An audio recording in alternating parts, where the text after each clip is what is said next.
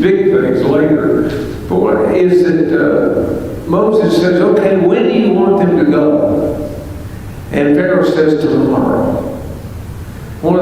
There is a famous sermon written by some old preachers. It's called One More Night with the Frogs. And, if he had said to me, when do you want to go? I said, well, right now would be really good. Well, that'd been my answer. But he says tomorrow.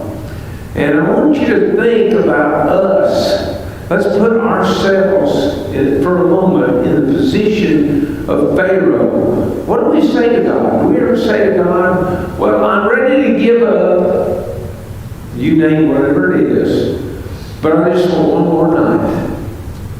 I just want a little while longer. Sometimes young people say, I know what I need to do in order to obey God, but I'm not going to do it yet.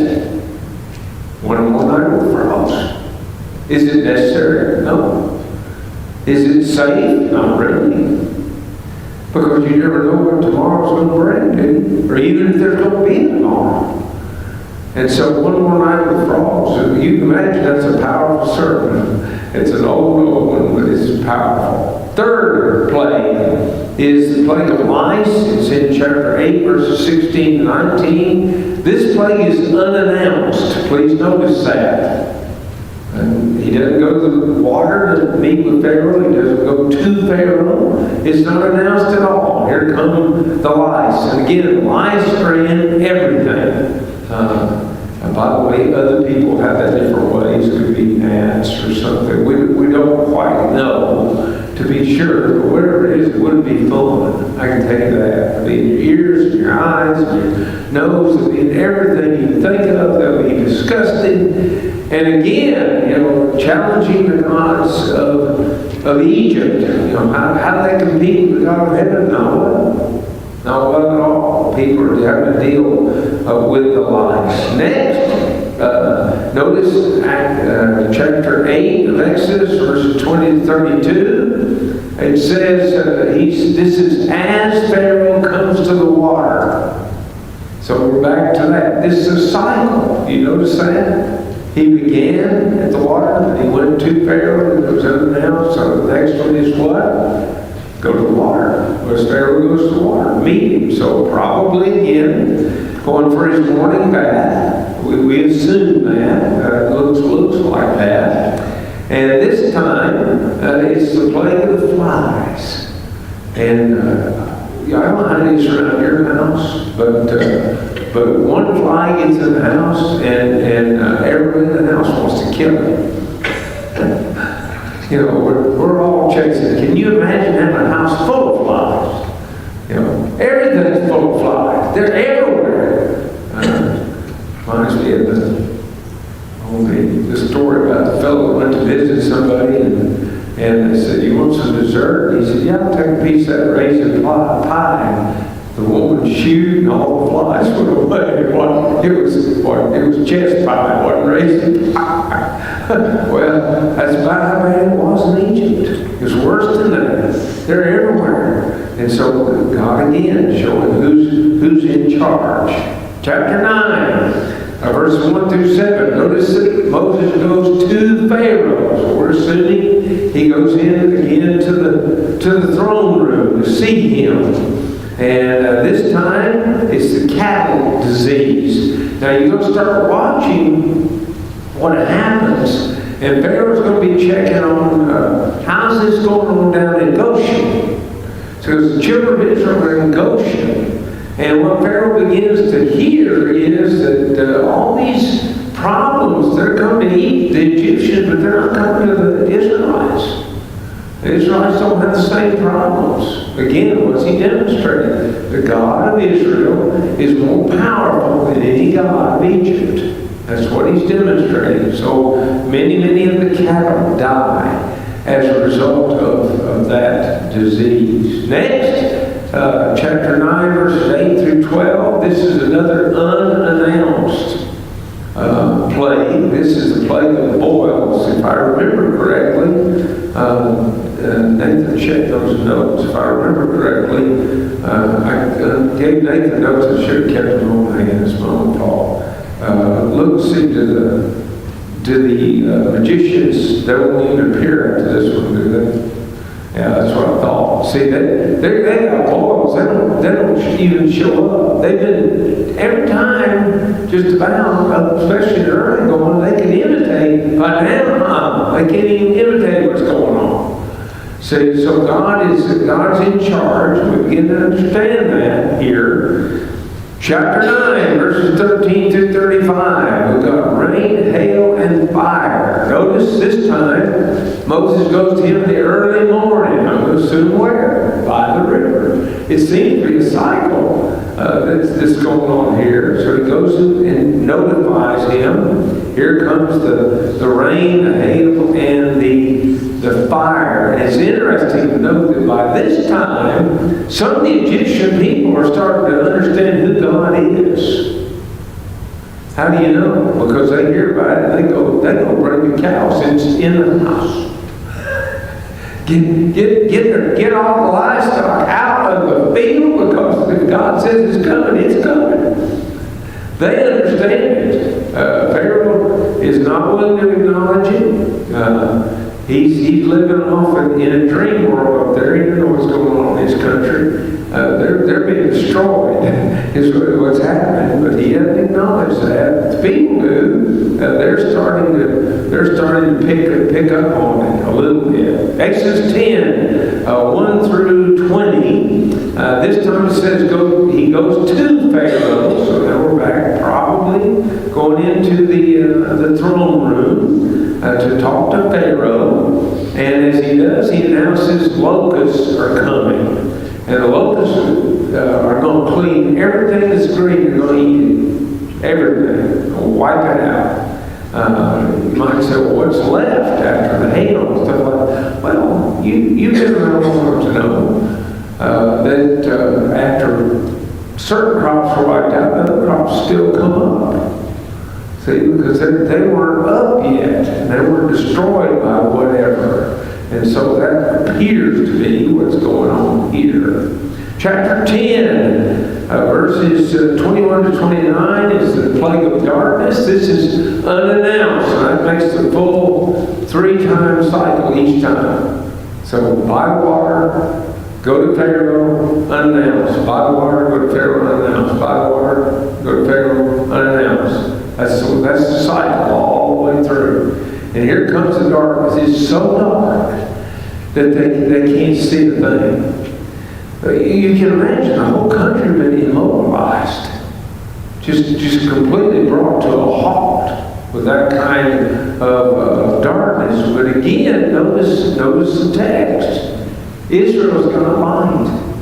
Goshen has light. The rest of Egypt doesn't. But Goshen does. Who's in charge here? God's trying to let Pharaoh have every possible chance to know who's God. Now, I do want to pick up on something just briefly. You're going to notice in the text. If you begin to read, you will see several times it says God had hardened Pharaoh's heart. Occasionally, it says Pharaoh hardened his heart. So somebody says, how is it fair that God hardened his heart and yet God punishes him? Well, let's think about this a minute.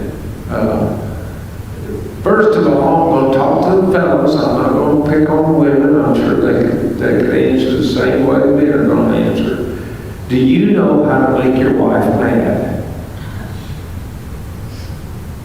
Do you know what you can do that's going to upset her?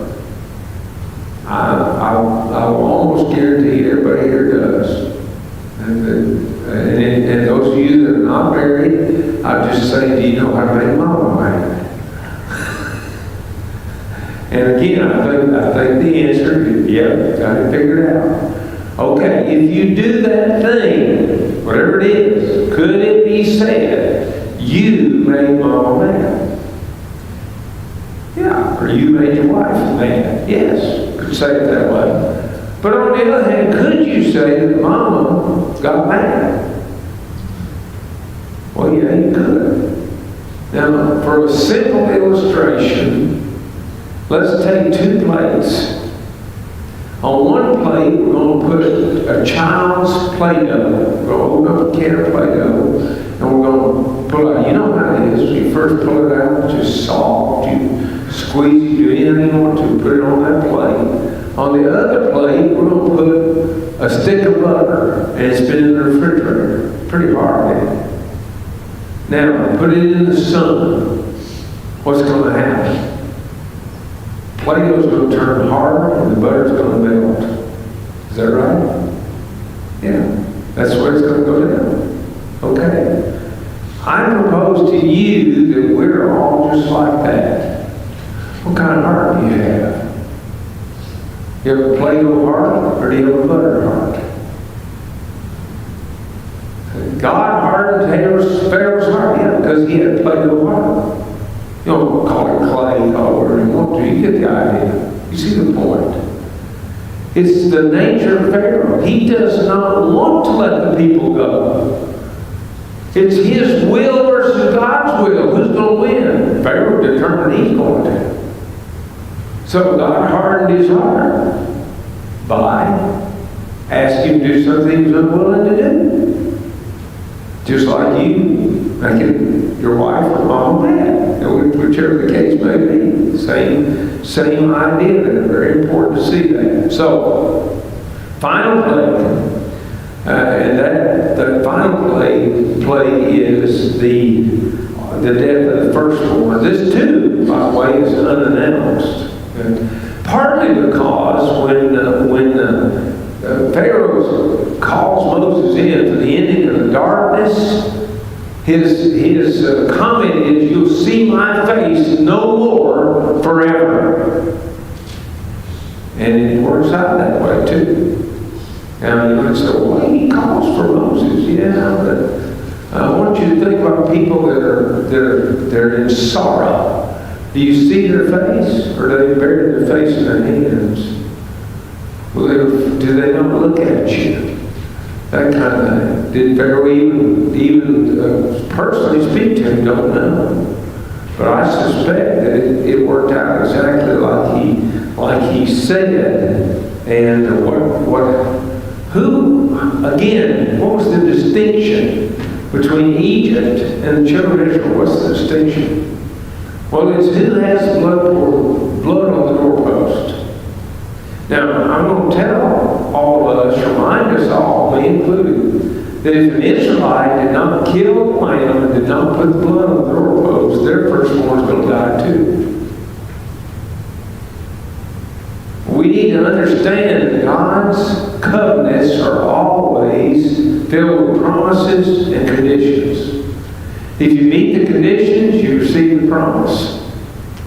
Don't meet the conditions, you receive the curse, is usually the answer to that one. So if there were a child of Israel, whoever it might be, that refused to kill the lamb, didn't put the blood on the doorpost, they're going to lose their firstborn too. All of them. That's animal, man, doesn't matter.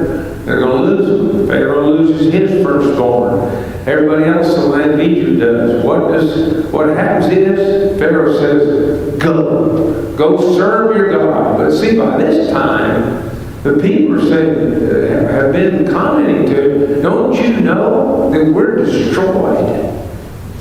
This is like, it's as if they've gone to war. But guess who they went to war with? They went to war with God.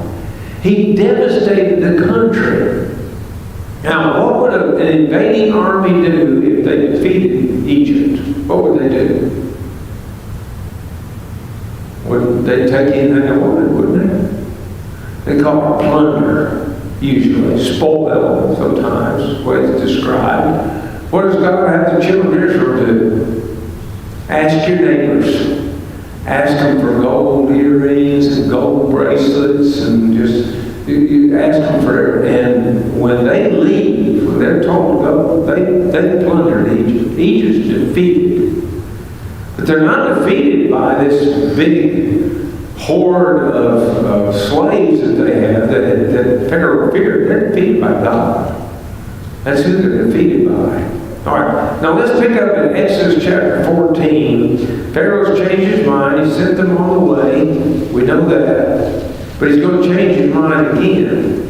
Not too uncommon. In fact, for Pharaoh, it's pretty common. Let's pick up verse 5 of Exodus chapter 14. Now it was told the king of Egypt that the people had fled, and the heart of Pharaoh and his servants was turned against the people. They said, "Why have we done this, that we let Israel go from serving us?" So he made ready his chariot, and he took 600 choice chariots and all the chariots of Egypt with captains over every one of them. And the Lord hardened the heart of Pharaoh, king of Egypt, and he pursued the children of Israel. The children of Israel went out with boldness. Now, how did God harden his heart? He took the slaves. It's real easy. It's just like making mama mad. How'd you make mama mad? Well, you did something you knew she wouldn't want done. That's how you did it. So the Egyptians pursued them, all the horses and the chariots of Pharaoh and his horsemen and his army, and overtook them, camping by the sea beside Pi-hahiroth, before Baal-zephon. And when Pharaoh drew near, the children of Israel lifted their eyes, and behold, the Egyptians marched after them. So they were very afraid, and the children of Israel cried out to the Lord. Then they said to Moses, "Because there were no graves in Egypt, have you taken us away to die in the wilderness? Why have you so dealt with us to bring us up out of Egypt? Is this not the word that we told you in Egypt, saying, 'Let us alone, that we may serve the Egyptians'? For it would have been better for us to serve the Egyptians than that we should die in the wilderness." Moses said to the people, "Do not be afraid. Stand still and see the salvation of the Lord, which he will accomplish for you today. The Egyptians whom you see today, you shall see again no more forever." My most difficult thing to do, stand still and let God work. I don't know if anybody else has that problem or not, but I do. My problem is I want God to do it and do it now. I want God to be in the microwave oven. 30 seconds, it's ready to eat, or ready to drink, or whatever the case may be. God don't work on my schedule. Don't work on yours either. Be still and see the salvation of God. That may be one of the greatest pieces of advice in all of Scripture. Okay, so what happens? Well, you know what happens. God has Moses come to him, and Moses says basically to him, just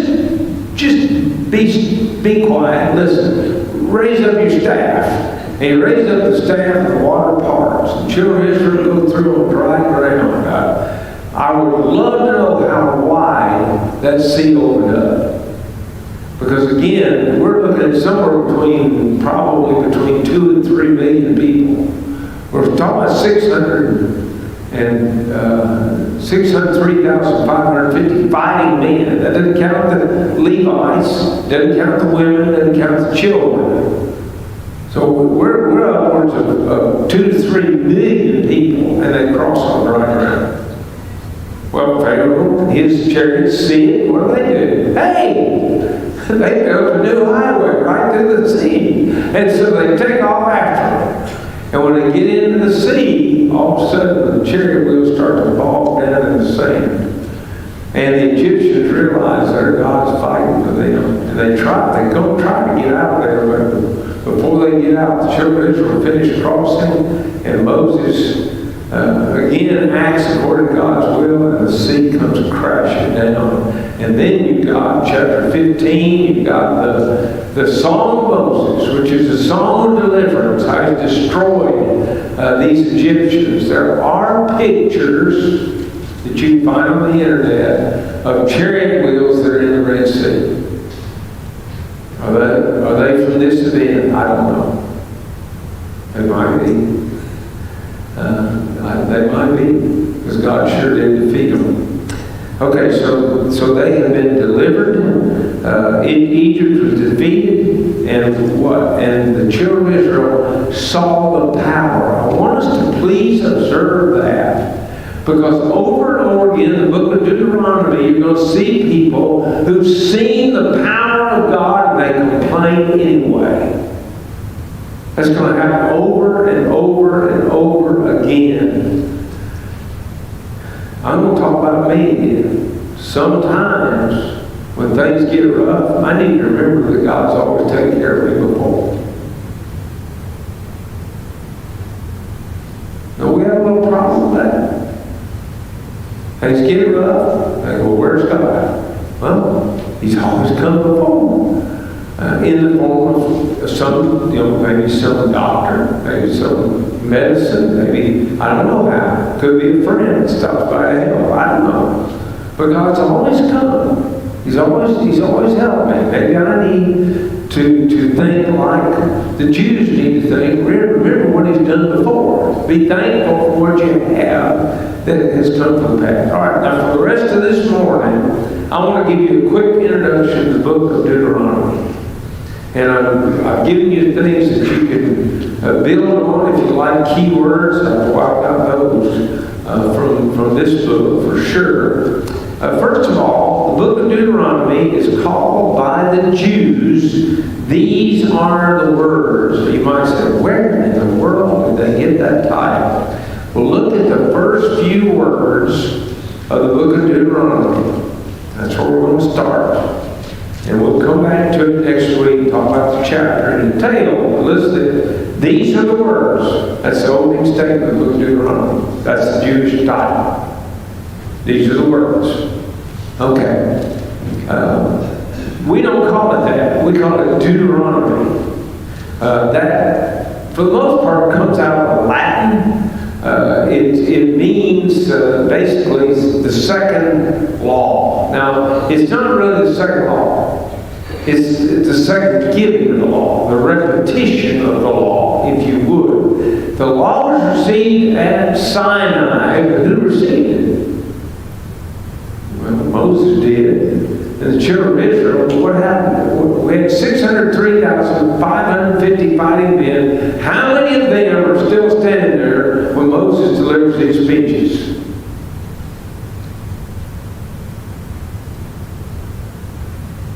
At the best, you'd have to say 3. Joshua, Caleb, and Moses. Aaron's already dead. At least through part of this, he's dead. So we got 3 left. We got well over half, close to 2/3 of 1,000,000 men are gone. All their wives are gone. Mom and Dad, we call Grandma and Grandpa, they're all gone. All of them. Who's left? Well, the oldest person that's left might be 60 years, 59 years old. Might be. When you were 19, if somebody had to give you, had read to you the law of Moses, how much do you think you remember? Well, I tell you, I wouldn't remember much being of it. Because my mind was busy on other things when I was 19. Now, maybe not yours. I'm not charging anybody with anything. But I figured the 19-year-olds were down, they couldn't remember much anything happened at Sinai. So that's why second law. Listen to John Waddy, and he's got a little outline of the Old Testament. He says about Deuteronomy, it's an amplification, expounding, a rehearsal, and applying of the Sinaitic laws to the settled life of Israel in Canaan. You're getting ready to go into this land, this is how God wants you to live. That's the point of Deuteronomy. Leviticus was written to the spiritual leaders and Deuteronomy to the common people for everyday guidelines to godliness. That's Ken Waddy in his comments. Who's the author? Well, the author of the book of Deuteronomy is Moses. So we'll go back to that first verse. These are the words which Moses spoke to all Israel. You'll see Moses' name several times You'll pick it up again in verse 5 of the same chapter. On this side of Jordan in the land of Moab, Moses began to explain this law, saying, and then chapter 4, verses 44 and 45, and once more, you're going to see Moses' name mentioned there. Now this is the law which Moses set before the children of Israel. These are the testimonies, the statutes, and the judgments which Moses spoke to the children of Israel after they came out of Egypt. And then chapter 31 again repeats that it's Moses is doing the speaking. What is the key word of the book of Deuteronomy? Now, if you ask me what's the key word of Leviticus, I'm going to say holy. Because there are like over 70, between 70 and 80 uses of the word holy in the book of Leviticus.